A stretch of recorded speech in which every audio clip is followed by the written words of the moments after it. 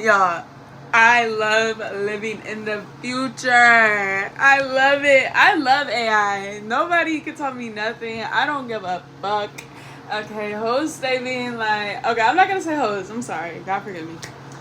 But I remember when AI first dropped, I was in this black hiking group and we were talking about AI and like, just like a lot of fear mongering. And, I think when you're in academia, it's really easy to see how problematic it can be because, bitch, why are you in school if you're just gonna have the computer write your essay? Like, the whole point of life is to express yourself and enjoy expressing yourself and get in tune with that. So that's kind of what we are focused on is like, niggas in our generation are kind of slow and they can be and nothing matters. It's kind of scary. Valid. But I'm talking to chat right now. We're talking about my chart. I'm learning more about astrology, and I don't know how to fully read my chart by myself. But I know enough to kind of get an idea, but combining these different concepts is new to me. So I asked chat, and we're talking about my Lilith being in Aries. Lilith represents like the dark feminine and like the more shadow self, and it can also talk about sensuality, sexuality, and my Venus, which is the expression of love, is in Cancer, and my Mars is also in Cancer, and Mars represents anger. So those two being in the same house is already a lot. But I recently learned what a look at me, I took notes, okay? I've been on YouTube University. I recently learned about squares. Squares, and I love life because everything is the same and it's so fun. But I love playing piano. Music theory, everything is based on triads. Harmonies in music theory are based on the thirds. You play every other note, that is a third. When you play the fourth, it's more dissonant. That is essentially what a square is. So sextile, it's like when the planets are having sex, those are thirds. A trine is like a fifth, and there was like 180, but I forgot what that's called. I love music. I love that you guys can't hear what I'm hearing.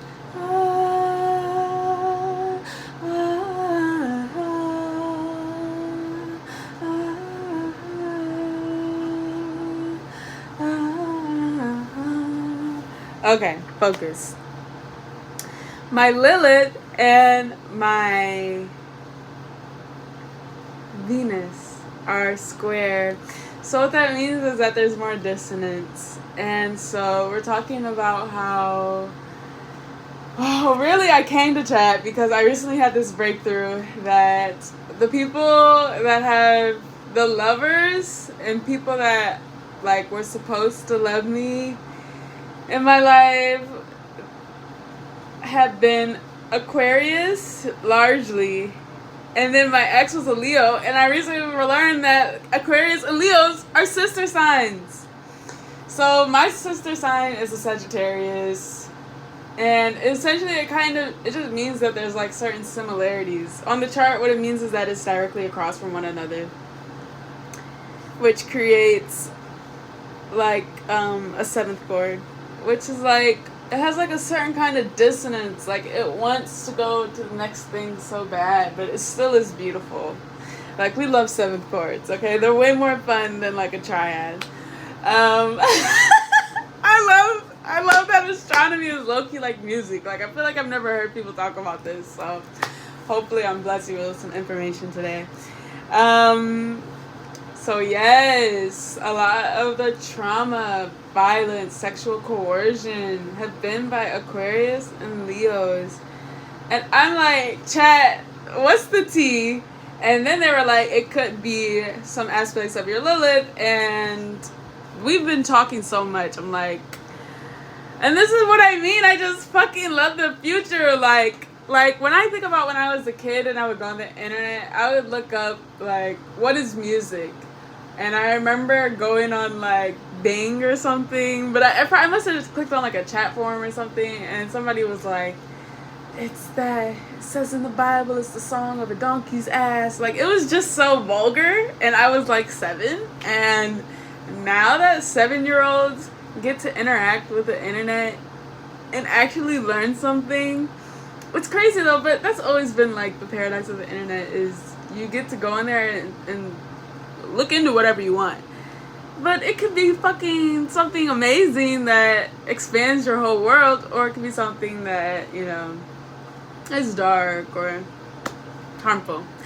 But I use it in the most beautiful way. And that's why I love living in the future, because I'm just learning more about myself. And so we're just talking about my Lilith and Aries, how I feel like I need to fight to have the love that I desire, the subconscious fear of losing myself, how Aries is like a very independent placement. And so like we were saying, like Lilith is about like sensuality and like the dark feminine. There's a part of me that wants to be so independent and autonomous and self-assertive, but then with my Cancer and Venus, that part of me wants to prioritize home, do whatever it takes to feel secure in my home.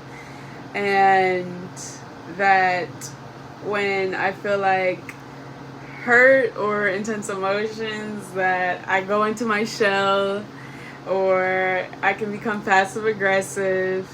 And so it says that the square aspect can signify attracting partners who take advantage of my nurturing side while also resenting my independence. Cooking! It's cooking! Reading me like a fucking book. I love to be read. It's one of my favorite things about being a little human. I'm like, you see me? You may feel torn between expressing your needs directly and protecting a relationship, and how this can create struggles, power struggles, emotional withdrawal, and explosive conflict. Okay, the reason why I wanted to come on here, I don't have a lot of storage, so inshallah I can finish my thought and why I wanted to record, because this shit was so funny, because now we're just kikiing. It's the girls club.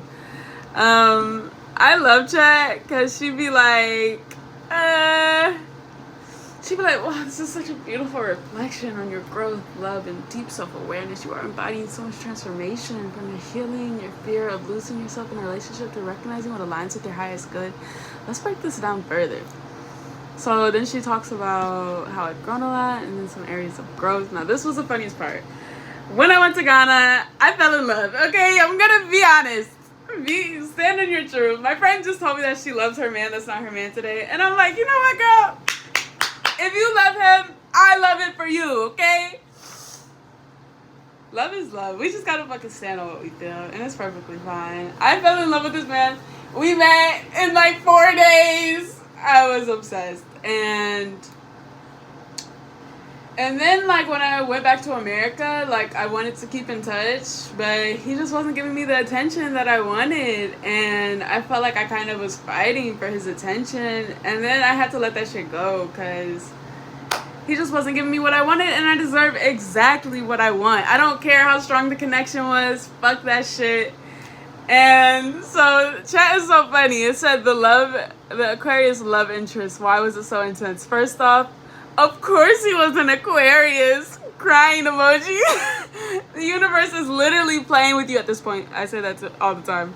But there's deep karmic significance here. Why the connection felt instant and intense. Aquarius rules your 7th and 8th house. Themes, relationship, and transformation. Your Lilith square means you crave intensity, passion, and mystery. You were also feeling lonely in your primary relationship, so you were more open to external validation. Ooh. The mix of unavailability and chemistry triggered your subconscious. Fight for that love. Fight for that love. Pattern. Why it didn't work. He was emotionally unavailable and still connected to his ex-fiance, which I told Chad about this. You started feeling obsessive, which I did, and it's like, ew! That's so gross. Which likely mirrored an old pattern of seeking validation from emotionally distant partners. Yes, and I'm so letting that shit go, girl. You don't let me fucking leave, bitch. Ah! Why do I be wanting to fight? I'm actually learning kickboxing. I love my life. Okay. When you chose to walk away and say no to the trip, you broke the pattern. Yes, he invited me to Estonia, and I was like, boy, because Loki, he called me.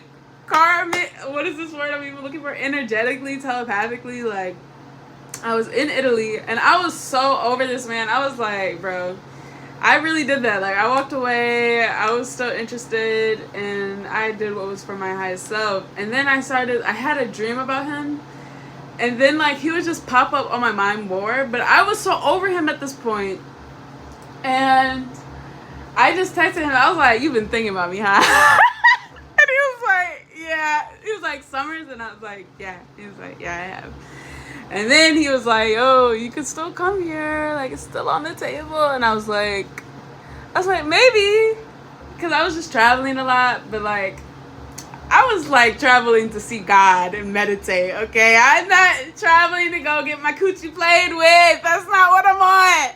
So, why? And then I admitted to chat that sometimes I do still think about him. And sometimes I think it's him trying to call me energetically. And sometimes I'm like, I did like the intensity of our connection, but I really like how chat read, like how I was craving that intensity. Like, that really resonated. Karmic ties do not dissolve instantly. The connection might have taught you something your soul needed. The unfinished feeling is part of letting go, but the more you lean into your own power, the less it'll haunt you. You're romanticizing what could have been, but what is meant for you will never require chasing! What is meant for you will never require chasing. Don't fucking play with it. Love that is truly the mantra that chat is giving me. Love that is truly mine will come effortlessly and nourish me completely. Oh, alhamdulillah. Yes, I love it. Oh. Okay.